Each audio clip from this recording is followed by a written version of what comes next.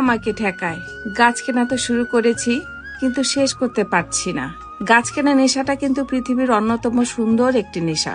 একটার পর একটা গাছ কিনছি, একে বলা হয় গ্রিন অ্যাডিকশন। আমারও তাই হয়েছে। 2টা কলা গাছ আর 2টা পেঁপে গাছ লাগালাম। ড্রেনেজ ব্যবস্থা করে দিলাম সুন্দর করে, যাতে পানির জমি না থাকে। সবচেয়ে বড় চমক আমার বাগানের এই বেহেশতি 3 ফল। মশারি দিয়ে ঢেকে রেখেছিলাম, আজকে পেরে খেয়ে নিলাম। বলে বুঝাতে পারবো না কত যে মজা ছিল। এই একটা ফলে যে আনন্দ, তা বাজারে কয়েক কেজি ফলের চেয়েও অনেক বেশি।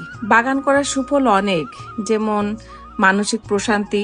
সবুজ পাতার দিকে তাকালে মস্তিষ্কে সেরোটোনিন হরমোন নিঃসৃত হয়, যা মনকে মুহূর্তে শান্ত করে দেয়। বিশুদ্ধ অক্সিজেন তো পাচ্ছি, বিষমুক্ত ফল শাকসবজিও পাচ্ছি।